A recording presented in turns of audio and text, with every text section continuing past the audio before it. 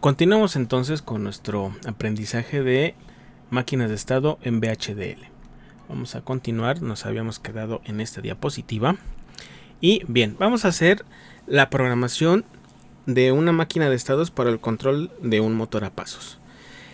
Los motores a paso, nada más como contexto, recuerden que son un tipo de motores especiales que me permiten girar, pero no de manera constante, sino que de manera discreta, vamos a llamarlo así. Es decir, internamente está conformado por una serie de bobinas como cualquier otro motor. Sin embargo, el trabajo del motor a pasos se basa en la activación de las bobinas internas, pero en forma controlada.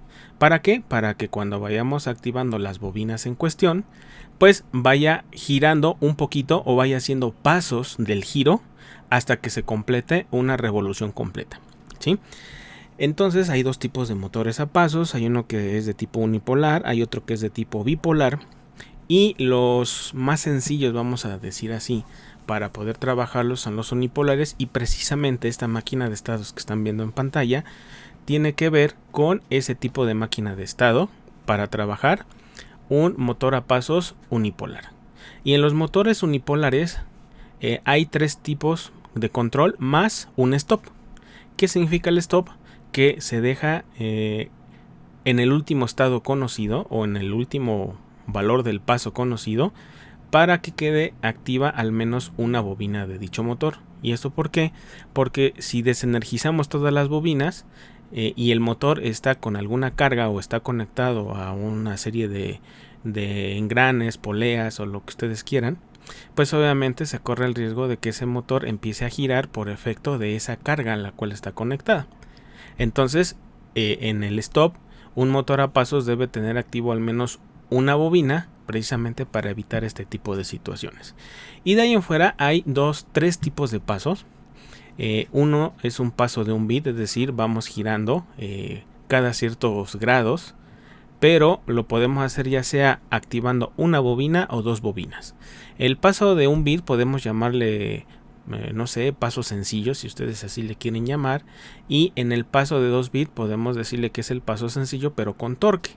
¿Sí? La diferencia entre trabajar con un paso de 1 bit y 2 bits es el torque que va a tener el motor, dado que en el paso de 1 bit solamente se activa una de las 4 bobinas que típicamente tiene un motor unipolar de manera interna, o al menos, aunque tenga más bobinas, esquemáticamente se manipulan solamente 4 bobinas. En el caso del de 2 bits, en vez de que solamente se active una bobina, se van a activar 2 bobinas. Un motor a pasos, entonces, cada paso tiene un avance de cierto número de grados. Típicamente 1.8 grados para los motores relativamente estándares, vamos a llamarle así. Ya los que son un poquito más grandes, hay algunos más chiquitos que tienen micropasos, pero eso lo hacen a través de un arreglo de engranes, ¿sí? Para darle incluso más torque. Y en el caso de todos los demás motores, los que son más grandes, pues el paso es de 1.8 grados por cada paso que generamos o por cada vez que activamos y desactivamos alguna bobina. Pero se pueden generar medios pasos, y esos medios pasos se realizan combinando precisamente las secuencias de los pasos de 1 bit con los de 2 bits. Vamos a ver aquí en esta máquina de estados que estamos ejemplificando o estamos modelando con 8 estados. Observen que dado que la salida de nuestra máquina es de 4 bits, aquí tenemos Q igual a 0001, 0011. Cada uno de estos estados representa una salida que precisamente me va a generar el funcionamiento del motor, porque voy a estar activando una o dos bobinas a la vez. Ahora bien, ¿cómo leemos este diagrama? Bueno, si estamos en el estado 1, nuestra salida va a ser 0001. Y si nuestra entrada es un 00, pues entonces nos quedamos en el mismo estado. Esto equivaldría a trabajar con la parte del stop, ¿sí? Entonces, déjenme activo nada más mi pluma. Ahorita estaríamos en esto. Y observen que en todos los estados, si la entrada es 0, de hecho está puesto con unas flechas rojas, todas las entradas 0, nos vamos a quedar en el mismo estado. ¿Y eso para qué? Precisamente para generar un paro en el giro del motor, pero sin dejar desenergizadas las bobinas internas. Entonces el stop estaría implementado o esquematizado en este diagrama con todas las flechas rojas. Si queremos el paso de un bit, que sería ahora este, el paso de un bit, que sería este precisamente, pues bueno, pueden observar que para la entrada 01 sería esta, aquí está, tendríamos que seguir las líneas naranjas. Es decir, todas las líneas naranjas lo que me están especificando es precisamente que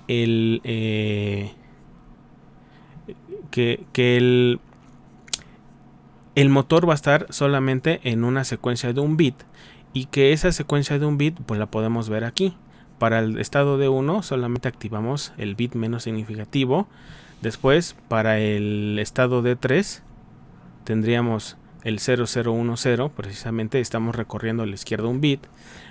Si continuamos en el recorrido de las flechas naranjas, el estado de 5 sería 0100, y si continuamos, la siguiente salida tendrá que ser 1000, y finalmente regresamos otra vez al estado 1. Quiere decir que si estamos en el paso de un solo bit, vamos a estar transitando entre los estados de 1, de 3, de 5, de 7, y regresamos al de 1. ¿Sí? Eso sería para el de un paso de un solo bit. Si nos vamos al paso de 2 bits, entonces esos están mostrados en las flechas de color fuchsia. De hecho lo podemos ver aquí. Aquí tenemos el 10, aquí tenemos el 10 en este punto, aquí tenemos el 10 y aquí tenemos el 10. Para el paso de 2 bits, observen que la salida va a estar activando a 2 bits en vez de solamente 1. Y es cíclico, es decir, vamos recorriendo a la izquierda esa secuencia, precisamente para que se vayan activando dos bits a la vez, y entonces el motor trabaje en un paso normal, es decir, de 1.8 grados para el ejemplo que estamos trabajando, pero con un torque más fuerte que si estuviésemos utilizando el paso de un bit.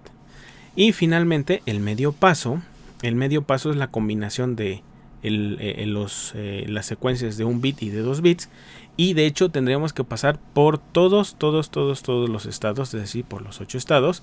Pueden ver que eso está ejemplificado o está marcado en nuestra tabla como un 1-1, que sería y está puesto a través de todas las flechas azules. Es decir, que si ustedes van siguiendo las flechas azules, van a estar transitando o utilizando la secuencia de medio paso, en el cual el giro del motor, en vez de que vaya siendo de 1.8 grados en 1.8 grados, va a ser de 0.9 grados en 0.9 grados.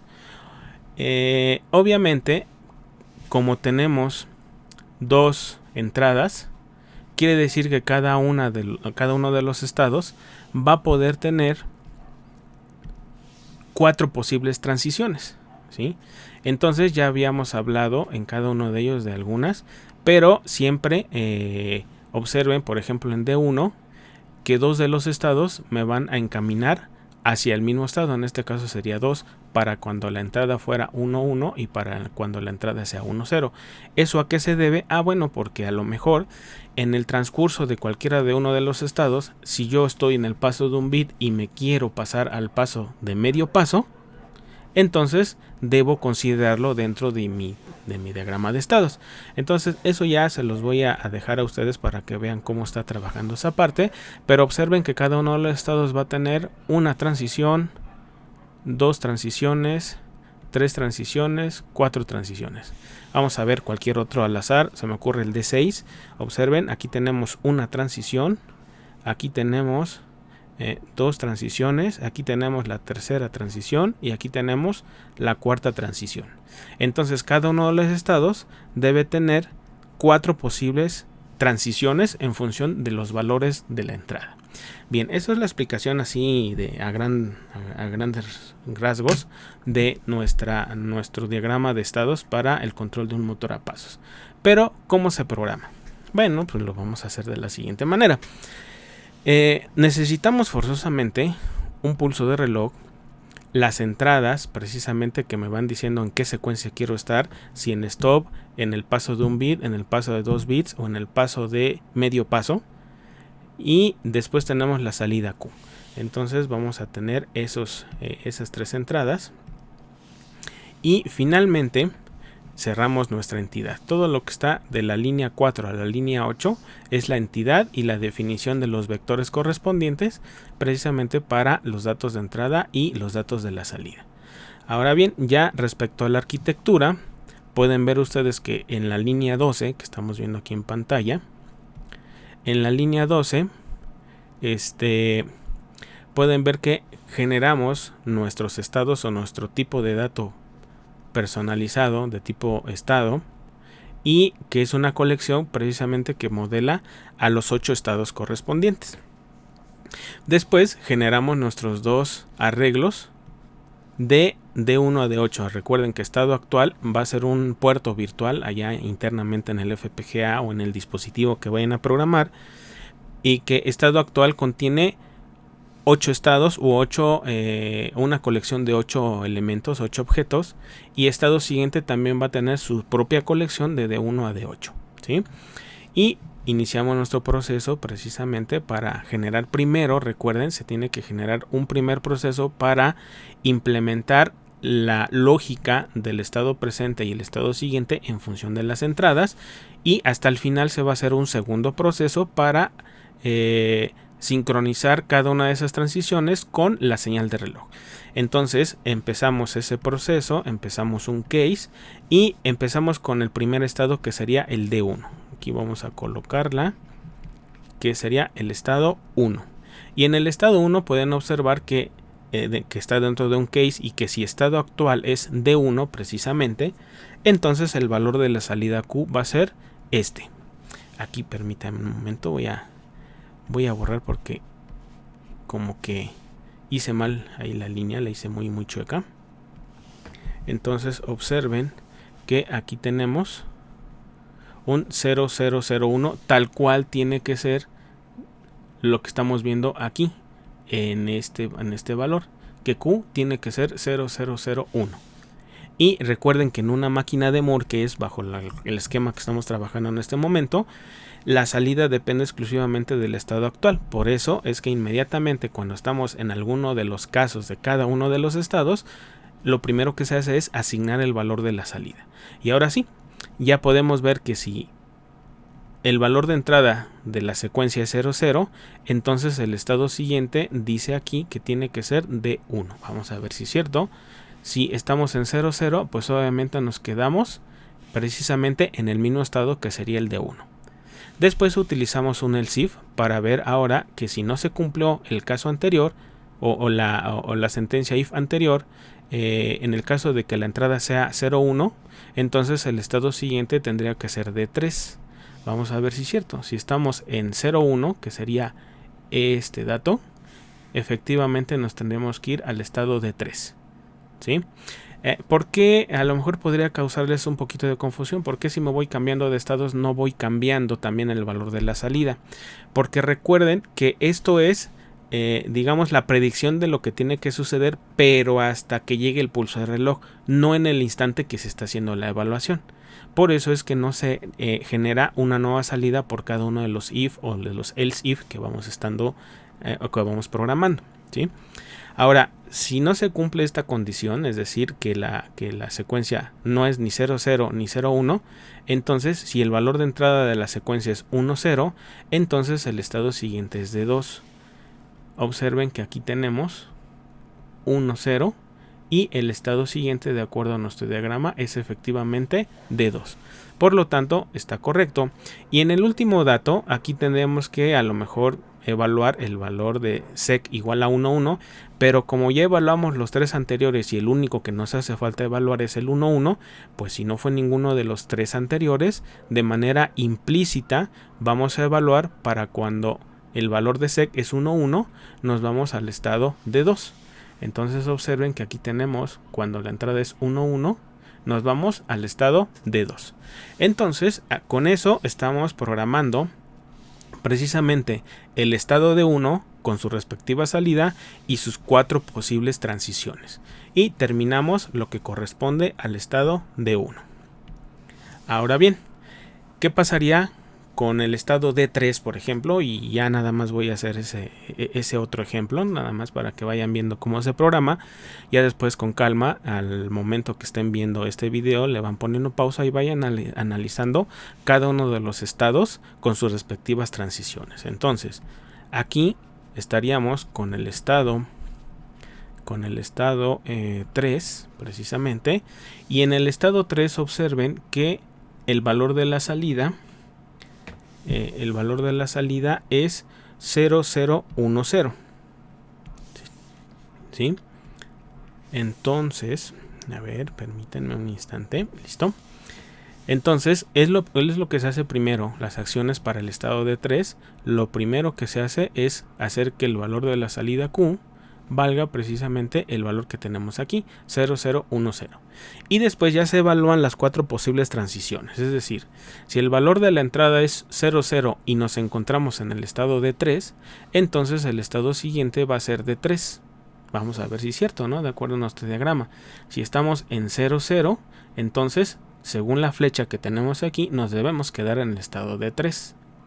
Si ahora estamos si el valor de entrada es 0,1 y nos encontramos en el estado de 3, entonces el estado siguiente tendrá que ser de 5.